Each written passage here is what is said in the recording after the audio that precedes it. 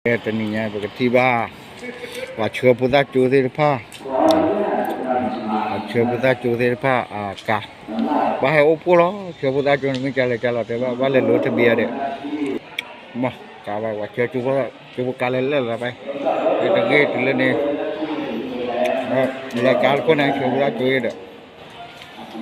chua puta chuka wa sin no thằng bí như thế này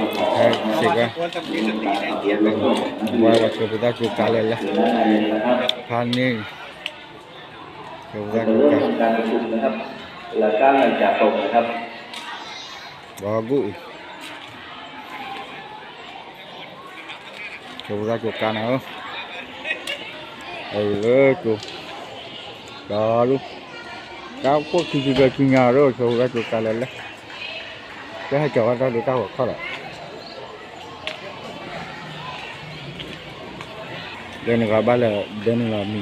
cái cái máy cái là đồ cho tao anh này là anh này nào vậy anh này một chỗ coca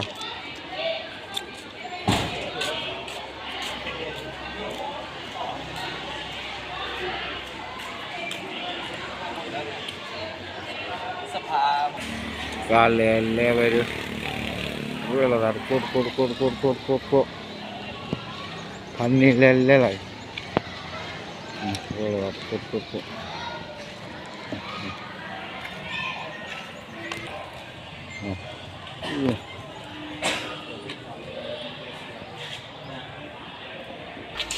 ok cũng nhiều quá เกี่ยวถึงแม้ว่าจะเข้าแนนหรือว่าอะไรเนี่ย warna cukup karan bahaya cukup kalau mau cukup karan mau cukup kawasin lah nanti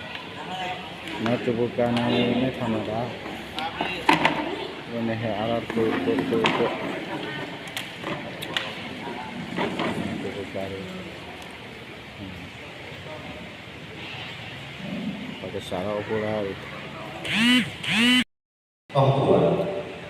ในเรื่องของรถรับส่งเพราะว่า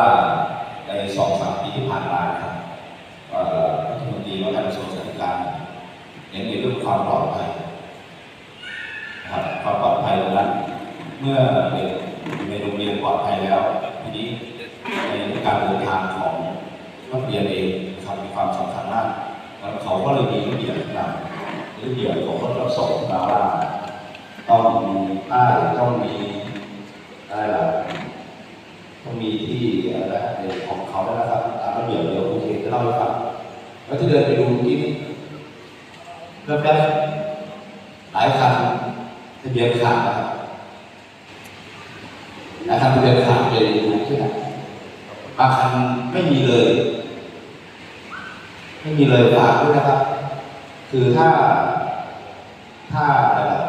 ถ้าทะเบียนขาดอะไรเนี่ยทะเบียนก็จะไม่ได้ให้นะครับไม่ได้ให้รับส่งทะเบียนนะครับเพราะว่าเราต้องป้องกันเบื้องต้นไว้ก่อนนะครับฝากด้วยนะครับรายการนี้คุณเคได้ทำนะเหมือนที่เคยทำมาคันไหนขาดให้ติดสติ๊กเกอร์นะครับคันไหนขาดให้ติดสติ๊กเกอร์ของโรงเรียนอะไรนี้ให้เดี๋ยวคุณเคก็จะเล่าในเรื่องของระเบียบว่ารถต้องมีอะไรบ้างนะครับแต่ว่าข้อกำหนดข้อหนึ่งเมื่อวานก็ได้คุยกันเมื่อวานที่เราเขียนมาก็คุยมาของเราไม่มีปัญหาเรื่องขับข้างเด็กบางคันกี่คน20 30 คน25 คนเยอะเหมือนกันนะครับเดี๋ยวเราดูทางระบบส่งมีปัญหาอะไรก็ลองนำเสนอเรียนรู้นะครับเรียนทางการเรียนผู้ในส่วนของโรงเรียนเนี่ยนะครับก็จะมีหน้าที่เกี่ยวกับเรื่องตรวจสอบนะครับเขียนประวัติดูประวัติทะเบียนคนขับรถประวัติคนควบคุมดูแลท้ายรถนะครับตรวจสภาพรถนะครับแล้วก็สิ่งที่ควรจะมีในรถก็คือมันเกิดเหตุหลายอย่างรถที่ บางทีเราไม่คาดคิดไม่คาดถึงแต่เราก็พอที่จะป้องกันแล้วก็ทางดับเพลิงนะครับเหตุล่าสุดที่มียกที่รถตะเกียบความนะครับ เราเป็นห่วงลูกหลานของเราสอนเป็นห่วงว่าถ้าเขามีการสุ่มตรวจเพราะว่าตอนนี้คม.อย่างที่ผมเรียนในเบื้องต้นว่าเขากำลังเร่งมาตรวจรถรับส่งโรงเรียนของจังหวัดกาญจนบุรีตอนนี้มาที่จังหวัดกาญจนบุรีและไม่รู้ว่าแจ้งก่อนมันจะมาลงที่อำเภอสังขบุรีหรือเปล่าถ้าเขามาตรวจสภาพแล้วไม่ผ่านเดี๋ยวถ้าเขางดบริการถาวรมันก็จะเดือดร้อนกับพวกเรานะครับโรงเรียนก็ต้องดูแลส่วนนี้แล้วก็ต้องดูตำหนิด้วยถ้าไม่ทำการดูแลควบคุมร่วมกันนะครับเพราะฉะนั้นก็ขอเน้นย้ำฝากไว้ตอนนี้เดี๋ยวชื่อที่ยังเขียนนะครับอย่างผมอ่านไม่ออกผมจะลงข้อมูลไม่ได้ครับเพราะผมต้องลงข้อมูลของสวทถ้าเขียนไม่ดีไปที่นักเรียนที่เขียนยังไม่เรียบร้อยก็ขอให้พนักงานขับรถคนขับรถรับส่งเข้าไปให้เด็กอย่างเรียบร้อยนะครับเพื่อที่จะ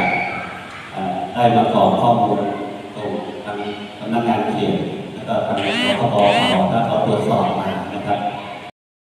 การโกจุตระหัสวัการนะโก ครับลูกเล็กๆขี่ได้ไหมต้องเอาลูกใหญ่ เอาเล็กๆพอเนี่ยได้แต่อันนี้มันขนาดไหนร้อนก็อะไรร้อนเนี่ยมันได้อะไรเล็กๆก็มีต้นเอาไว้ในรถเอาไว้ในรถก็ได้ให้มือลื้อไว้เอาตีมันก็ได้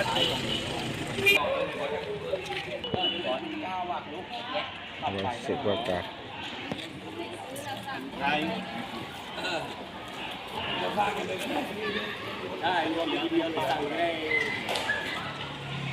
เป็นวัดเสรีนะ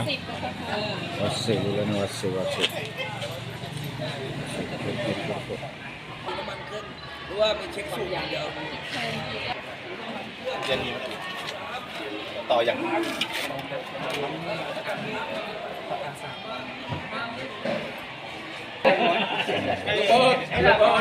มิงก็เจ้ามิงอยู่ด้านเจ้ามิงเจ้าเลย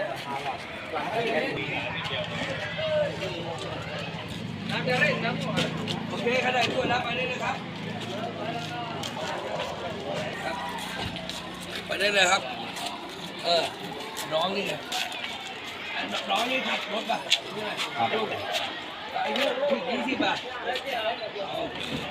ได้ลุงดูดินะดู